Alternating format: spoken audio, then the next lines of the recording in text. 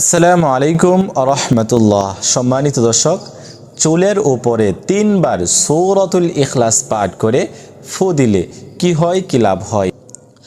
তো আজকে যে আমলটি সম্পর্কে আজকে আপনাদেরকে শিখিয়ে দেব, সে আমলটি করার জন্য কি শর্ত রয়েছে?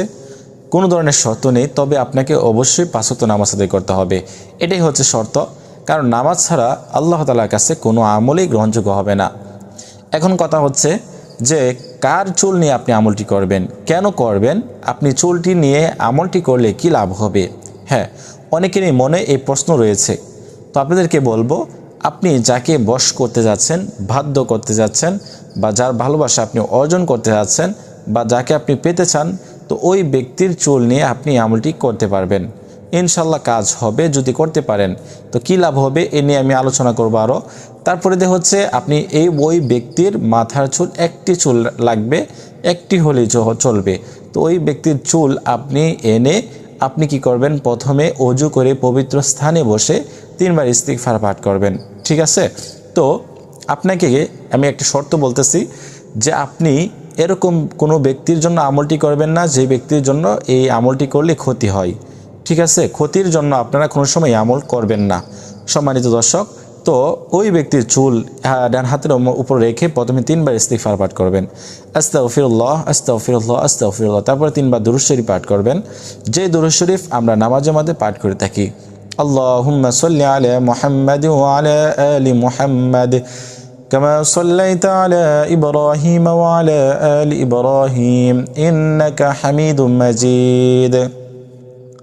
اللهم بارك على محمد وعلى آل محمد كما باركت على إبراهيم وعلى آل إبراهيم إنك حميد مجيد। এরকমভাবে সম্পূর্ণ দুরূদ শরীফ আপনাদেরকে মাত্র 3 বার পাঠ করতে হবে। যারা এই দুরূদ শরীফ পারেন না, তারা শুধুমাত্র সাল্লাল্লাহু আলাইহি ওয়াসাল্লাম কয়েকবার পাঠ করে নেবেন, সাল্লাল্লাহু আলাইহি ওয়াসাল্লাম সাল্লাল্লাহু আলাইহি ওয়াসাল্লাম। তারপরে কাজ হচ্ছে আপনাদের এই সূরাতুল ইখলাস 3 বার পাঠ করা। সূরাতুল ইখলাস 3 বার পাঠ করতে হবে। কুল হুয়াল্লাহু আহাদ, বিসমিল্লাহির রহমানির রহিম, কুল হুয়াল্লাহু আহাদ, আল্লাহুস সামাদ, লাম ইয়ালিদ ওয়া লাম ইউলাদ ওয়া লাম ইয়াকুল লাহু কুফুয়ান আহাদ। ফু দিবেন। তো এই যে ওই চুলের উপরে, ঠিক আছে, এরকমভাবে ধরে 3 বার ফু দিবেন।